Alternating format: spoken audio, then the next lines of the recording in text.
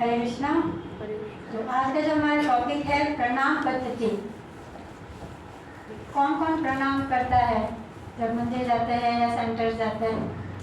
तो ये जो बेसिक रूल है, बेसिक आप कह सकते हैं कि हमारी इनबिल्ट है कि जब भी हम मंदिर में जाते हैं या सेंटर में जाते हैं, भगवान का कहीं पे भी हम फोटो या अर्चन वगैरह भी देखते तो हम सबसे पहले क्या करते हैं, झुक करके उनको प्रणाम करते हैं। तो मैं थोड़ा सा ओवरव्यू बता देती हूँ कि आज हम क्या क्या इसके अंतर्गत चर्चा करेंगे। तो सबसे पहले हम इम्पोर्टेंस जानेंगे कि प्रणाम क्यों इम्पोर्टेंस है हमारी लाइफ में, क्यों हमको प्रणाम करना चाहिए, इसके क्या क्या बेनिफिट्स हैं। और फिर टाइप्स ऑफ प्रणाम के कितने प्रकार के प्रणाम जो होते हैं वो, और उसके बाद में डूज एंड डोंट्स यानी कि हमको कब प्रणाम नहीं करना चाहिए और कब हमें करना चाहिए। तो ये कुछ सावधानियां हमको बरतनी होती है कब कब ऐसी स्थिति आती है जब हमको प्रणाम नहीं करना चाहिए।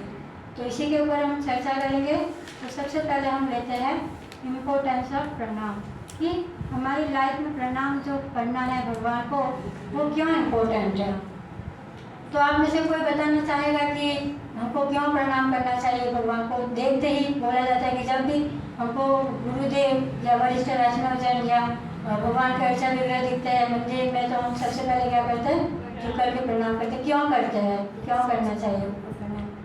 अपने आप को सरेंडर करने, थोड़ा सा तेज बोलिए। अपने आप को सरेंडर करने। हाँ, अपने आप को, ये एक भावना होती है अपने हम बॉडी स्ट्रक्चर से, हम बॉडी फीचर से हम प्रदर्शित करते हैं कि हम भगवान के प्रति क्या है, समर्पित है, सरेंडर है। बहुत अच्छा आंसर दिया माता जी ने। और कोई इसके अलावा इसलिए हम प्रणाम करते हैं भगवान को? माता जी। माता, जब हम किसी के प्रति आभार भी व्यक्त करते हैं कि उन्होंने हमें बहुत कुछ दिया है, जैसे भगवान ने दिया या वरिष्ठ ने दिया, तो उसके प्रति हम आभार व्यक्त करने के प्रति हम कैसे झुकते हैं। जब भी हमको कुछ मिल जाता है किसी से तो हम जनरली थैंक यू बोलते हैं, झुक करके उससे नमस्कार करते हैं, झुकते हैं उनके सामने कि थैंक यू व्यक्त करते हैं। तो उस तरह से हम अपना आभार व्यक्त करते हैं प्रणाम करके। और कोई रिस्पेक्ट देने के लिए भगवान को सम्मान देने का, भगवान क्या है, सुप्रीम पर्सनैलिटी ऑफ गॉड है, तो उनको सम्मान देने के लिए हम क्या करते हैं, प्रणाम करते हैं। तो अब सभी के जो आंसर है वो एकदम सही है कि जब भी आप देखते हैं कि जब भी हम कहीं जाते हैं किसी के घर पे भी, तो हम सबसे पहले हमारा क्या व्यवहार होता है कि उनको ग्रीटिंग करते हैं, नमस्कार करेंगे या पैर छुएंगे या झुक करके पूरा प्रणाम करते हैं। हम जैसे नानी के यहाँ, नाना के यहाँ कहीं जाते हैं तो जो हमसे एज में बड़े हैं, बुजुर्ग हैं, उनसे हम पैर छू करके आशीर्वाद लेते हैं। तो उसी तरह से जो भगवान है, जो सुप्रीम पर्सनैलिटी ऑफ गॉड है, गॉड हेड है श्री कृष्णा, वो सुप्रीम कंट्रोलर है। तो उनको जब हम मंदिर में जब हम दर्शन करने जाते हैं या सेंटर पे आते हैं, तो सबसे पहले हम क्या करते हैं, उनको ग्रीट करते हैं। तो ग्रीट करने का ये तरीका है, तो हम क्या करेंगे, उनको देखते ही साथ क्या करेंगे, उनको नीचे झुक करके प्रणाम करते हैं। तो सबसे पहला तो ये है कि वो एक तो ये हो गया कि सरेंडर, भगवान के प्रति सरेंडर अपना शो करते हैं कि हम भगवान के प्रति क्या है, समर्पित है। और इसका बेनिफिट क्या है, क्यों हमको प्रणाम करना चाहिए? सबसे बड़ा इसका बेनिफिट ये है, ये विष्णु रहस्य ग्रंथ में से लिया गया है। विष्णु रहस्य ग्रंथ में बताया गया है कि जब हम भगवान को देखते ही प्रणाम करते हैं तो भगवान हमें क्या करते हैं, हमको कृपा प्रदान करते हैं अपनी। तो उनकी कृपा याचना के लिए हमको क्या करना चाहिए, प्रणाम देखते ही करना ही चाहिए। उससे हमको क्या मिलता है, भगवान की कृपा जो है वो प्राप्त होती है। और अगर इसमें बताया गया है विष्णु रहस्य ग्रंथ में ही कि अगर कोई सिर जो है, हमारा जो सबसे पूरे बॉडी फीचर है उसमें सबसे जो मेन इंपॉर्टेंट जो पार्ट है वो क्या है, हमारा हेड है, मस्तक है। तो जब हम अपना मस्तक किसी के सामने झुका देते हैं तो समझ लो कि वो समर्पित है, उसके प्रति सरेंडर है। तो भगवान को देखते ही जब हम प्रणाम करते हैं, अपना मस्तक झुकाते हैं, तो ये सरेंडर शो होता है। और इसमें बताया गया है कि जो सिर भगवान के सामने नहीं झुकता है तो उस सिर को क्या करना चाहिए, फट जाना चाहिए। ये विष्णु रहस्य ग्रंथ में बताया गया है, मेरा अपना कुछ नहीं है। इसमें साफ साफ शब्दों में बताया गया कि जो सिर अगर भगवान के सामने नहीं झुकता है तो वो सिर क्या है, किसी काम का नहीं, उसको फट जाना चाहिए। तो हमें से कोई नहीं चाहेगा कि ऐसा कुछ हो हमारे साथ। तो हमको क्या करना चाहिए, भगवान को देखते ही साथ क्या करना चाहिए, प्रणाम करना चाहिए। फिर आते हैं हम टाइप्स ऑफ प्रणाम। तो प्रणाम जो है वो दो प्रकार के होते हैं। हरिभक्ति विलास में इसका वर्णन दिया गया है। एक तो होता है साष्टांग प्रणाम, यानी कि स अष्टांग, यानी कि 8 जो अंग होते हैं हमारे बॉडी के, वो उसमें यूज होते हैं प्रणाम करने में। और दूसरा होता है पांचांग प्रणाम। पांचांग प्रणाम जैसे शब्द से ही पता चल रहा है, पांचांग यानी कि 5 अंग, और हमारे शरीर के 5 अंग यूज हो रहे हैं। और साष्टांग या अष्टांग भी कहते हैं, दंडवत भी कहते हैं, उसमें हमारे शरीर के 8 जो अंग है वो मुख्यतः क्या हो रहे हैं, प्रणाम करने में यूज हो रहे हैं।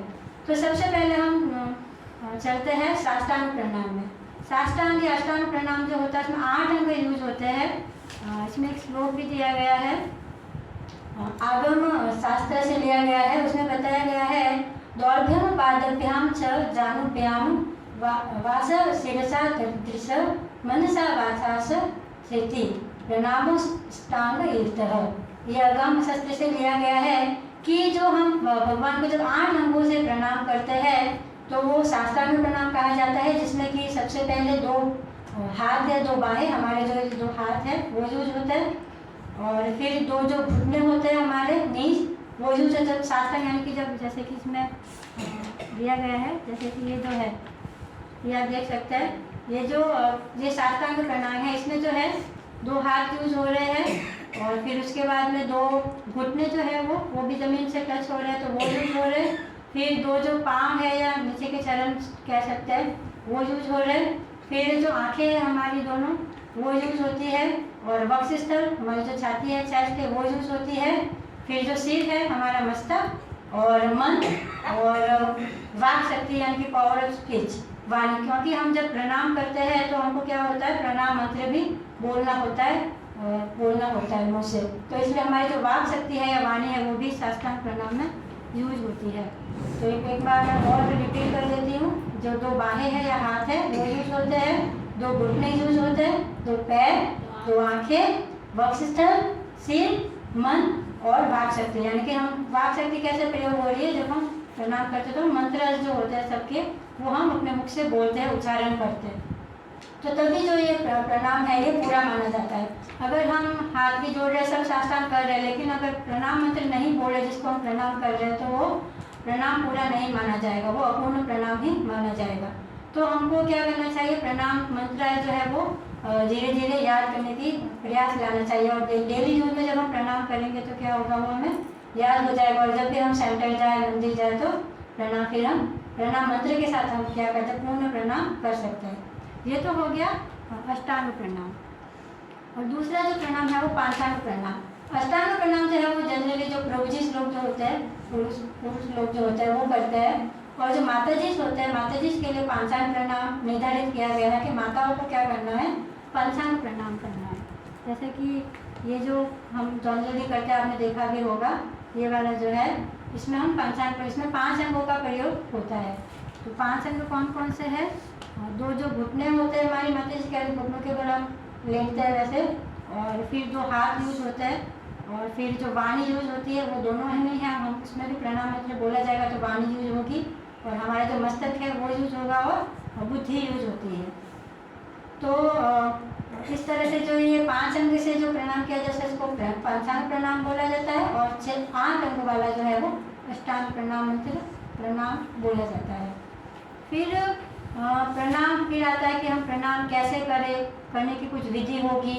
जैसे कि हम जनरली आपने देखा होगा, कोई भी अगर मंदिर आता है, वो इस्कॉन के जो रूल्स है कैसे करते हैं, अगर अननोन है तो वो नया कोई पहली बार गया है इस्कॉन के मंदिर में, किसी के मंदिर, सबका अलग अलग तरीका होता है प्रणाम करने का।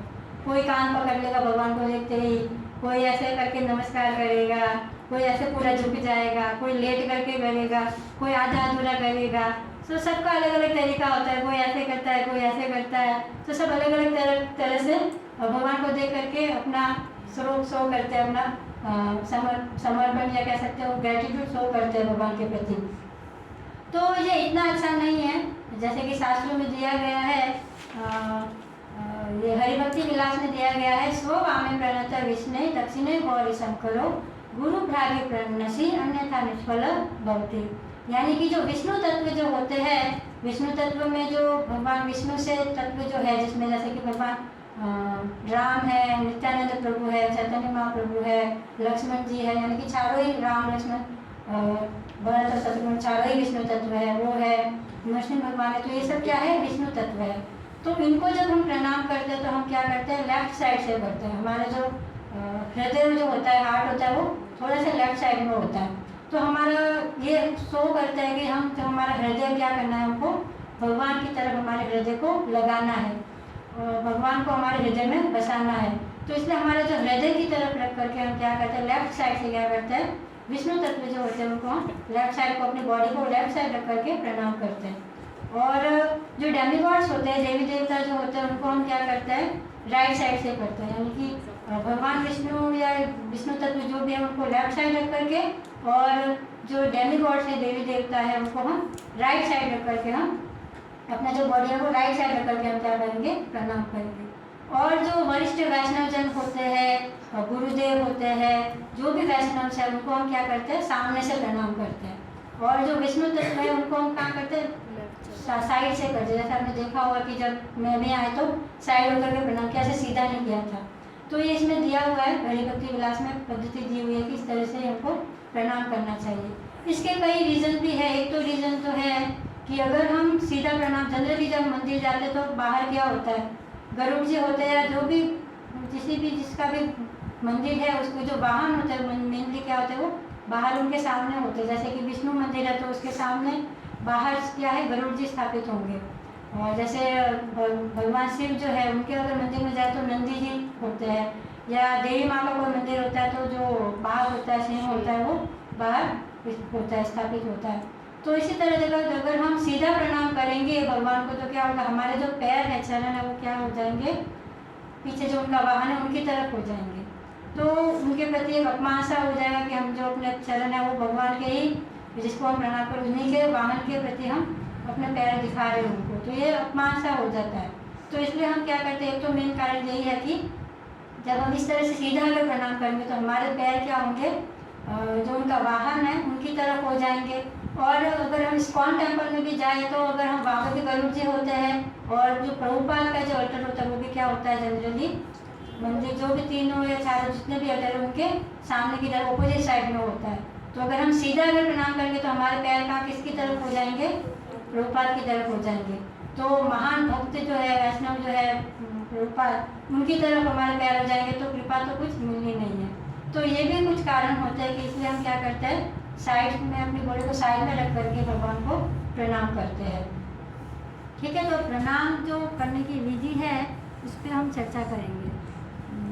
जैसे कि इस बुक में भी मैंने बताया, ये जो कुछ तरीके होते हैं कि हमको क्या करना है। पंचांग में जनरली पंचांग प्रणाम के बारे में पहले बताती हूँ। पंचांग प्रणाम में हम ऐसे इस तरह से हमको झुकना होता है, इसमें घुटने यूज हो रहे हैं और मस्तक यूज हो रहा है, गुठी यूज हो रही है, पैर, और हमको हमारे जो हाथ होते हैं वो कोई है ना गलती कर दे, कोई ऐसे करते हैं, कोई ऐसे करते हैं, कोई नीचे भी तरफ कर देते हैं, या कोई किसी के हाथ में अगर सामान है तो वो सामान को ऐसे पीछे कर, जैसे इसमें दिखाया गया है। इसने क्या कर रखा है, सामान एक हाथ में सामान है और एक हाथ से वो प्रणाम करे, तो ये अधूरा प्रणाम है। और इसमें जैसे कि ये हाथ नीचे है, अपनी चेस्ट की तरफ है, इसके हाथ है, आगे की तरफ नहीं है। तो हमको जब प्रणाम करना होता है, साष्टांग हो या पंचांग हो, हमको हाथ जो हमारे क्या होने चाहिए, आगे मस्तक से आगे की तरफ होने चाहिए। और हाथ की जो मुद्राएं होती है वो कैसी होती है, जब हम किसी को पैर छू रहे हो तो हम कैसे करते हैं, ऐसे ऐसे करके पैर छूते हैं। तो जब हम प्रणाम भी करते हैं भगवान को तो हमको भी हमारे जो हाथ की मुद्रा है हमको ऐसे ऐसे रखनी चाहिए कि हम भगवान के चरण को स्पर्श कर रहे हैं। क्योंकि ऐसे करेंगे तो वो अच्छे से स्पर्श नहीं होगा, तो हमको इस तरह से क्या करना चाहिए, भगवान के चरण को जैसे हम स्पर्श कर रहे हैं उसी तरह हमारी हाथ की जो मुद्राएं है इस तरह से रखनी चाहिए।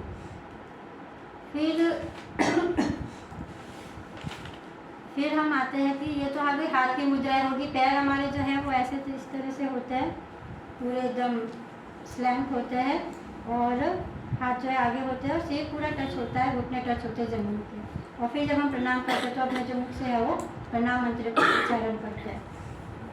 तो मैं अभी सेंटर का ही एग्जाम्पल देकर के बताती हूँ कि अगर हम सेंटर में आ रहे हैं तो किस तरह से हम प्रणाम करेंगे। सबसे पहले तो जब हम अगर सेंटर में आ गए हैं तो सबसे पहले अगर अल्टर बंद है ये मंदिर का तो हम क्या करेंगे, सबसे पहले जो सेंटर में जो भी उपस्थित वैष्णवगण हैं उनको हम प्रणाम करेंगे, वैष्णव प्रणाम मंत्र बोलेंगे चुप करके। तो आई होप सबको याद होगा। वैष्णव प्रणाम मंत्र वांछा कल्पतरुभ्यश्च कृपा सिंधुभ्यैव च पतितानां पावनेभ्यो वैष्णवेभ्यो नमो नमः। तो ये प्रणाम मंत्र बोल करके हम जो भी उपस्थित वैष्णव जन है उनको हम प्रणाम करते हैं। और अल्टर अगर खुला है तो हमको क्या करना है, प्रणाम नहीं करना है। अगर अल्टर बंद है तभी हमको वैष्णवों को प्रणाम करना है। तो इसके पीछे क्या कारण है, आप में से कोई बताना चाहेगा क्यों अल्टर बंद है तभी हम करते हैं, अल्टर खुला है तो नहीं करते हैं वैष्णवों को प्रणाम। अगर अल्टर बंद है तभी हम प्रणाम करते हैं। जनरली देखा भी होगा, अगर अल्टर खुला है तो वैष्णव प्रणाम मंत्र नहीं करते, हम सीधा रूपा जी को करके अल्टर में करते हैं। माता जी मैं गेस कर सकती हूँ, मतलब एक ये कहा जाता है कि जब भगवान होते हैं तो सिर्फ भगवान की प्रशंसा। सर्वोच्चता, हाँ, भगवान की जो, क्योंकि भगवान क्या है, सुप्रीम स्वामी है, हमारे सुप्रीम कंट्रोलर है। तो भगवान के सामने अगर किसी और के हम पहले उनको प्रणाम करें तो ये थोड़ा अटपटा सा होता है, सम्मान थोड़ा वो ऐसा लगता है कि भगवान को हम सम्मान नहीं दे रहे सबसे पहले। और भक्तों जिसको कर रहे भक्तों को उनको भी अच्छा नहीं लगेगा, वो भी एकदम ऐसा अलग सा फील करेंगे, थोड़ा हेजिटेट करेंगे कि भगवान सामने है और मुझे प्रणाम कर रहा है कोई। तो इसलिए हमको क्या करना चाहिए, जब अल्टर बंद है तभी वैष्णवों को प्रणाम करना चाहिए। अल्टर अगर खुला है तो हम वैष्णवों को प्रणाम नहीं करते। लेकिन अब फिर ये तो हो गया वैष्णव को प्रणाम करना। फिर हम आते हैं प्रभुपाद जी की तरफ, गरुड़ जी की तरफ। आपके सामने देखो ऊपर प्रभुपाद जी का अल्टर है और उसके ऊपर गरुड़ जी भी बैठे हुए हैं। फिर हम प्रभुपाद को प्रणाम कर रहे हैं, प्रभुपाद जी के वैष्णवी है, उनको हम क्यों प्रणाम कर रहे हैं? तो इसका कारण ये है कि अभी प्रभुपाद जो है वो कहाँ पर स्थापित है, व्यास आसन पर बैठे हुए हैं। और जो व्यास आसन है वो जो भगवान का साहित्यिक अवतार है व्यासदेव, उनको रिप्रेजेंट कर रहा है। तो इसलिए जो प्रभुपाद जो है वो अभी क्या कर रहे हैं, व्यासदेव को रिप्रेजेंट कर रहे हैं, उनके प्रतिनिधि के रूप में बैठे हुए हैं।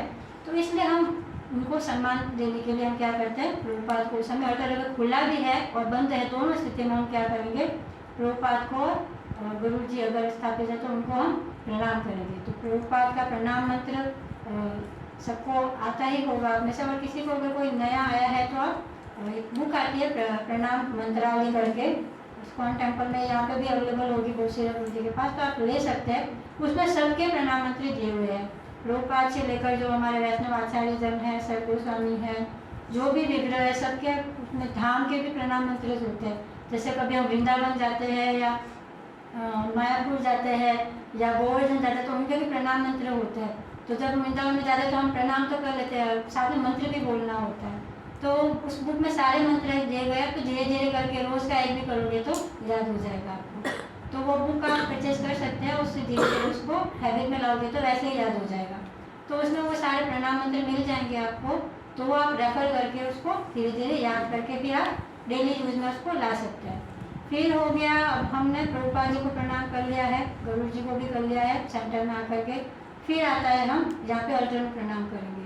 तो जिस तरह से डीटी वर्शिप का प्रोसेस चलता है स्टेप बाय स्टेप, उसी तरह से प्रणाम करने का भी स्टेप चलता है। तो सबसे पहले हम, जैसे कि अगर हम दीक्षित हैं तो जो गुरुदेव होंगे उनको हम प्रणाम करेंगे, और अगर हम इनिशिएटेड नहीं है, दीक्षित नहीं है, तो सबसे पहले फिर हम प्रभुपाद को प्रणाम करेंगे। फिर प्रभुपाद के बाद जो पूरे वैष्णव परंपरा है, वैष्णव आचार्यों की 500 जो 4 वैष्णव आचार्य है प्रभुपाद के बाद, उनके भी प्रणाम मंत्र है। जैसे कि प्रभुपाद के जो गुरुदेव है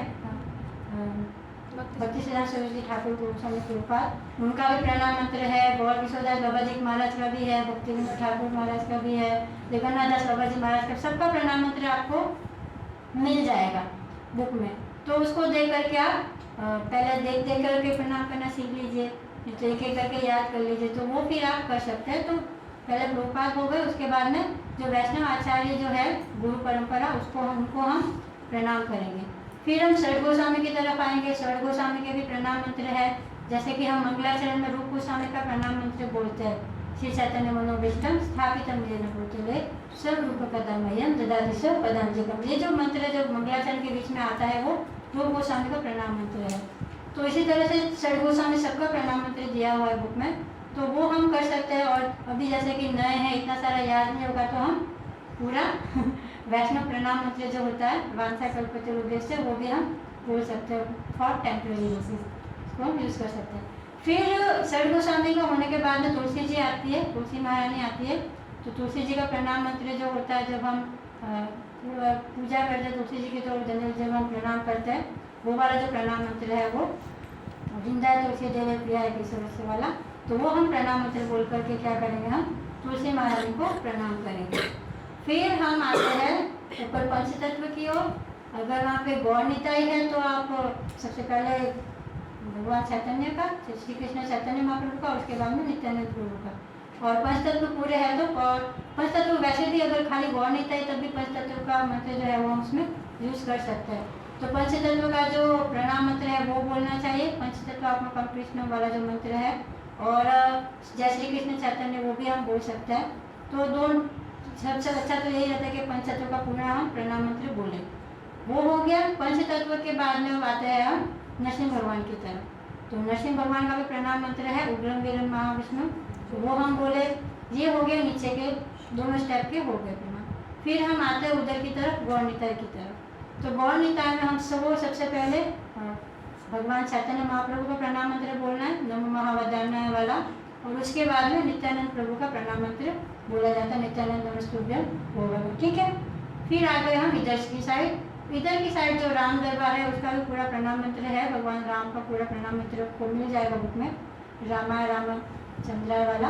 और दूसरा 2-3 मंत्र दिए हुए उसमें, तो रामाय रामचंद्राय वाला ज़्यादा ईजी है, वो आप रेफर कर सकते हैं, वो आप याद कर ले, 2 लाइन का ही है। तो उसमें चारों आ जाते हैं, सीता जी का भी हो जाता है, लक्ष्मण, राम जी और हनुमान जी, 3-4 के नाम आते हैं उसमें। तो वो हम फिर राम दरबार का प्रणाम मंत्र हो जाएगा। फिर आते हैं हम मेन श्री श्री राधा पार्थ साथी, या जो भी जहाँ पे भी आप जा रहे हो मंदिर में या सेंटर में, तो राधा कृष्ण का जनरली बीच वाला जो ऑर्डर होता है वो राधा कृष्ण का होता है। तो फिर आप हे कृष्ण करुणा सिंधु दीनबंधु जगतपते वाला जो मंत्र है, राधा रानी का तब तक कांचन गौरंगी वाला, तो इस तरह से हम राधा कृष्ण को प्रणाम करते हैं। और उसके बाद में हमको जय श्री कृष्ण वाला जो मंत्र है, जय श्री कृष्ण चैतन्य प्रभु नित्यानंद श्री अद्वैत गदाधर श्रीवासादि गौर भक्त वृंद, ये बोलना है। और उसके बाद में हमको हरे कृष्ण महामंत्र जो है वो 3 बार बोलना होता है। हरे कृष्णा कृष्णा कृष्णा हरे हरे, हरे राम राम राम हरे हरे। तो इस तरह से जब हम पूरा ये प्रोसेस करेंगे तब हमारा प्रणाम जो है वो पूर्ण माना जाएगा। तब हमने यानी कि सबको प्रणाम कर लिया। और कभी कभी अल्टर में कभी कभी जगन्नाथ जी का भी अल्टर होता है, जगन्नाथ बलदेव सुभद्रा सुदर्शन जी का होता है, तो उनका भी प्रणाम मंत्र होता है। तो अगर राम दरबार की जगह जगन्नाथ जी अगर वहाँ पे स्थापित है तो आप फिर राम दरबार की जगह क्या करेंगे, जगन्नाथ जी का जो प्रणाम मंत्र है वो बोलेंगे। कभी कभी उनकी जगह जैसे कि मायापुर में नरसिंह भगवान का अल्टर है तो उनका प्रणाम मंत्र बोलेंगे।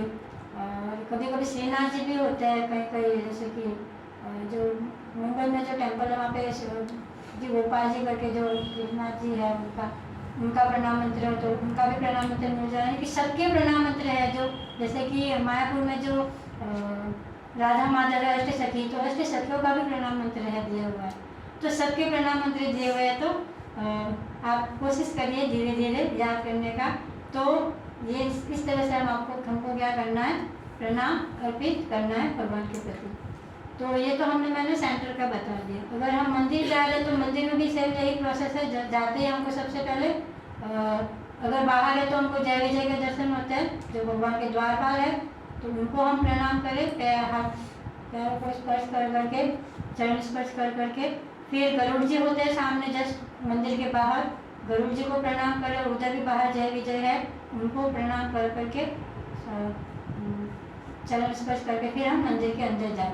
और अगर अल्टर बंद है तो सभी वैष्णव बने उनको प्रणाम करें। और अगर अल्टर सारे खुले हैं तो हम क्या करेंगे, सबसे पहले प्रभुपाद जी के अल्टर की तरफ जाके प्रभुपाद जी को प्रणाम करेंगे। प्रभुपाद जी को प्रणाम करने के बाद अब ये नरसिंह भगवान आ गए हैं हमारे राधा पार्थ सारथी टेम्पल में, तो नरसिंह जो लक्ष्मी नरसिंह है उनको प्रणाम किया जाएगा। और तिरुपति बालाजी का भी उधर बहुत बड़ा सा पिक्चर लगा है, उनको प्रणाम करेंगे। फिर हम गौर निताई की तरफ आ जाएंगे। तो गौर निताई के अल्टर में आप दर्शन करें, वहाँ पर कौन कौन है। जैसे वहाँ पे भक्ति सिद्धांत सरस्वती ठाकुर प्रभुपाद का भी विग्रह बना हुआ है और प्रभुपाद का भी विग्रह, तो उन दोनों का प्रणाम मंत्र बोले। सबसे पहले हम जो अगर इनिशिएटेड है तो गुरुदेव का बोले, उसके बाद में प्रभुपाद का, फिर उनके जो गुरु है भक्ति सिद्धांत सरस्वती ठाकुर, उनका प्रणाम मंत्र बोले। और अगर पूरी गुरु परंपरा दी हुई वहाँ पे है तो पूरी गुरु परंपरा का बोले। फिर इधर सर्वगोस्वामी हो गए उधर, फिर तुलसी महारानी होगी उधर, और नरसिंह भगवान तो उधर हो गए, तो नरसिंह भगवान शायद नहीं होंगे उधर। और फिर जो छोटे से अर्चा विग्रह जो उत्सव डिटीज है गौर निताय के, तो सबसे पहले चैतन्य महाप्रभु का और फिर नित्यानंद प्रभु का, फिर जय श्री कृष्ण चैतन्य और फिर हरे कृष्ण महामंत्र 3 बार। तो इस तरह से वो हो गया गौर निताय अवतार का प्रणाम मंत्र। फिर हम आगे जाके राधा पार्थसारथी के अवतार में जाएंगे तो उधर पूरी गुरुदेव, फिर उसके बाद पूरी परंपरा बनी हुई है उनको करे, फिर दशरथ गोस्वामी, फिर नरसिंह भगवान भी है उधर, और नरसिंह शिला शायद वहाँ पे है, और गोवर्धन शिला भी है उसमें राधा पार्थसारथी के अवतार में, तो उनका प्रणाम मंत्र होता है वो कर सकते हैं। और फिर राधा पार्थसारथी जो है वो उनको हम प्रणाम कर सकते हैं। इसी तरह से जब हम आगे जाएंगे तो राम दरबार में वहाँ पर खाली प्रभुपाद का है फोटो, उसके बाद में तुलसी महारानी है और फिर राम दरबार है, तो उनको फिर हम इस तरह से हम जो जो स्थापित है वहाँ पे उनको देख करके हम दर्शन करके भी फिर हम उनको प्रणाम कर सकते हैं आराम से। तो ये तो हो गया, इस तरह से हम प्रणाम कर देख करके हमको दर्शन करके हमको प्रणाम मंत्रों के साथ हमको क्या करना है, प्रणाम करना है। अब आता है कि कैसी कैसी कुछ स्थितियाँ होती है जब हमको प्रणाम विग्रह को नहीं करना चाहिए और कब कब हमको करना चाहिए। तो सबसे पहले कब कब करना चाहिए, जैसे कि हम जब सुबह उठ जाते हैं तो उठते ही हमको क्या करना चाहिए, अगर हम इनिशिएटेड है तो गुरुदेव को, हमारे गुरु महाराज है उनको प्रणाम करना चाहिए, प्रभुपाद को प्रणाम करना चाहिए। और फिर नहा धोने के बाद में फिर हम तिलक लगा कर आचमन करके तिलक लगा करके हमको क्या करना है, जब हम फर्स्ट दर्शन जो होता है अल्टर का, अल्टर जब खुलता है तो हमको पूर्ण प्रणाम करना चाहिए। और जब भी अल्टर खुलता है, जैसे कि भोग लगने के बाद अल्टर खुलता है, शयन करवा रहे उससे पहले अल्टर बंद हो रहा है, होने वाला है, तब भी हमको प्रणाम करना चाहिए। तो इस तरह से हमको जब भी हमको दर्शन हो रहे भगवान के तो हमको क्या करना है, प्रणाम करना है। तो कम से कम हमको मंत्रों के साथ दिन में एक बार तो हम ऐसी हैबिट बना ले डेली यूज़ की कि हम कम से कम दिन में एक बार हम क्या करें, भगवान को पूर्ण प्रणाम करें। पूरा जो जो अल्टर में स्थापित है उन सबको हम क्या करें, प्रणाम करें। फिर हम बस खाली नहीं तो बाकी जनरली एक तो कम से कम एक बार तो ऐसा हो कि हम पूरा प्रणाम करें। और जब कभी फिर अल्टर भोग लगने के बाद वापस अल्टर खुल रहा है तो उस तरह हम खाली झुक करके वैसे भी प्रणाम कर सकते हैं। और प्रणाम मंत्र समष्टिगत प्रणाम मंत्र होता है वो यूज़ करते हैं, तो उसमें क्या होता है सभी का एक साथ प्रणाम हो जाता है। तो फिर आपको अलग से करने की जरूरत नहीं, या तो आप वो प्रणाम मंत्र याद कर ले, समष्टिगत प्रणाम मंत्र होता है उसमें सभी भगवानों का उसमें प्रणाम मंत्र हो जाए, सब आ जाते हैं उसमें, गुरु परंपरा भी आ जाती है, तुलसी महारानी भक्त सब आ जाते हैं, तो वो यूज़ कर सकते हैं। या मेन जो विग्रह है, जैसे कि अगर हम सीधा मेन अगर हम सबको नहीं कर रहे तो गौर निताय, राम दरबार और राधा पार्थसारथी, इनको तो कम से कम हम जितने भी बार प्रणाम करें तो उनका मंत्र हमको जरूर मेन डिटीज का हमको प्रणाम मंत्र बोलना ही चाहिए। और फिर अब आता है प्रणाम हमको कब नहीं करना चाहिए। जब हम भगवान विश्राम कर रहे हैं तो जनरली जब विश्राम कर रहे होते हैं तो भगवान का अल्टर जो होता है वो बंद होता है, पार्ट बंद होता है, तो उस समय हमको भगवान को प्रणाम नहीं करना चाहिए। और अगर भगवान का वहाँ पर अभिषेक हो रहा है या स्नान हो रहा है तो तब भी हमको भगवान को प्रणाम नहीं करना चाहिए। और भगवान को जब भोग लग रहा है तो उस समय भगवान बिजी है, भगवान को भोग अर्पित किया जाएगा, भगवान भोग ग्रहण कर रहे हैं, तो उस समय भी हमको क्या करना चाहिए, प्रणाम नहीं कर। जनरली जब ये सब होता है, विश्राम कर रहे होते हैं या तो श्रृंगार चल रहा होता है या भोग लग रहा होता है तो जनरली पर्दा लगा होता है, अल्टर पूरा बंद होता है, तो हमको पता चल जाता है कि अभी भगवान का दर्शन खुला नहीं है, तो जनरली हमको उस समय क्या करना चाहिए, प्रणाम नहीं करना चाहिए। और इसी तरह से वैष्णवों को भी आता है, बृहदनाथ पुराण में बताया गया है, वैष्णवों को भी कुछ ऐसी जो वैष्णव भक्त जो होते हैं वो भगवान की सेवा में संलग्न है, जैसे कि वो वैष्णव स्नान कर रहे हैं तो तब हमको उनको देखते ही प्रणाम नहीं करना चाहिए। क्यों नहीं करना चाहिए, क्योंकि उस समय उनको अगर हम किसी को प्रणाम करें तो वो भी बदले में हमको रिटर्न में वापस प्रणाम करता है। तो अगर कोई वैष्णव स्नान कर रहा है तो उसको बहुत असुविधा होगी कि वो नहाते नहाते कैसे वापस रिटर्न में प्रणाम करेगा। तो इस तरह से ऐसी स्थिति को देखते हुए हमको क्या करना चाहिए, प्रणाम नहीं करना चाहिए।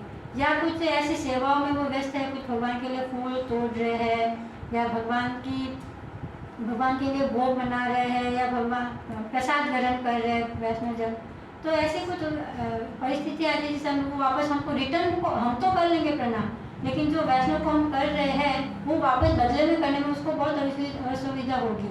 अगर वो अल्टर में है तो वो हमको प्रणाम नहीं कर पाएगा, वो भगवान की सेवा में व्यस्त है, या पूजा कर रहा है, अच्छा विग्रह विधि वर्षित कर रहा है, या प्रसाद पा रहा है, या कुछ ऐसा कार्य कर रहा है जिसमें वो रिटर्न में वापस नहीं झुक पाएगा, तो ऐसी स्थिति को जब हम देखते हैं तो उन वैष्णवों को हमको क्या प्रणाम उस समय नहीं करना। तो जनरली हमारी हैबिट होती है ना कि देख करके हम उनको प्रणाम करना है, तो थोड़ा अजीब सा लगता है कि अब इतने बड़े वैष्णव है, देख रहे हो प्रणाम नहीं करें, तो हम उस समय क्या करें, मन से प्रणाम कर सकते हैं, मन में ही हाथ जोड़ करके प्रणाम मंत्र बोल सकते हैं और मन से उनको प्रणाम कर सकते हैं। इस तरह से हम उनको प्रणाम कर सकते हैं। तो ये मेन इसलिए होता है कि उनको असुविधा ना हो, उनको कुछ तकलीफ ना हो, इसके लिए हमको उस समय प्रणाम नहीं करना है। और बाद में जब स्थिति ठीक हो जाए, वो ना धो के तैयार हो जाए, उन्होंने भोग ग्रहण कर लिया, प्रसाद ग्रहण कर लिया, तो तब हम आराम से कर ले प्रणाम, उनको कोई दिक्कत नहीं है। तो इस तरह से हम उस समय हम मन से प्रणाम कर ले और बाद में जब हमको मौका मिले तो उनको प्रणाम कर सकते हैं। कभी कभी आता है कि कभी कभी ऐसा होता है कि हम बहुत बिजी शेड्यूल होता है हमारा, और मंदिर में गए हैं, अल्टर बंद है और वापस हमको जाना भी है किसी काम से, तो उस समय क्या होता है कि सोच में पड़ जाते हैं कि हम अल्टर बंद है, प्रणाम कैसे करें, भगवान के दर्शन तो खुले नहीं है। तो उस समय कुछ ऐसी स्थितियाँ होती तो उस समय हम प्रणाम कर सकते हैं कि हम बहुत जल्दबाजी में हैं, कहीं बहुत बिजी कहीं शेड्यूल है हमारा, कहीं जाना है, और बिना प्रणाम करे जाने से अच्छा क्या करें, हम उस समय भगवान को प्रणाम कर सकते हैं। ऐसे कुछ, और अगर हम रुक रहे हैं बहुत देर के लिए कि अभी हम 2-3 घंटा मंदिर में ही हैं, तो उस समय आप प्रणाम मत करिए, जब अल्टर बंद है, जब अल्टर खुल जाए तो आराम से प्रणाम करके फिर आप अपना जो भी आपकी सेवाएं कर सकते हैं। और अभी हम खाली 15-20 मिनट के लिए मंदिर गए हैं, कुछ ऐसा कुछ कभी कभी कुछ कार्य होते हैं कि खाली 15 मिनट के लिए मंदिर गए, अल्टर बंद है, तो उस समय ऐसी कुछ स्थितियाँ होती है तो उस समय हम प्रणाम नहीं करने से अच्छा क्या करें, हम प्रणाम कर करके फिर हम आ जाए। और अगर हम बहुत देर के लिए रुक रहे हैं तो फिर हम आराम से जब दर्शन खुलते हैं तो प्रणाम करके, और जब हम वापस मंदिर से जाते हैं, कभी कभी ऐसा होता है मंदिर चले गए, दर्शन कर लिए, फिर हमारे जो भी काम कुछ सेवाएं होती है, कुछ भी करते हैं, तो हम फिर ऐसे ही आ जाते, वापस भगवान को दर्शन करने नहीं जाते। तो हमको वापस जब हम वापस रवाना हो रहे घर के लिए, तो उस समय भी हमको क्या करना चाहिए, मंदिर में वापस अल्टर की तरफ जाना चाहिए और भगवान के दर्शन करके प्रणाम कर करके फिर हमको वापस रिटर्न होना चाहिए। तो ये कुछ सावधानियाँ हैं जो हमको अपने हैबिट में लानी चाहिए। तो इस तरह से हम क्या करें, प्रणाम कर सकते हैं। तो ये प्रणाम की विधि हो गई, इम्पोर्टेंस हो गया, टाइप हो गया प्रणाम का, कब करना है कब नहीं करना है, तो ये सारा हो गया है।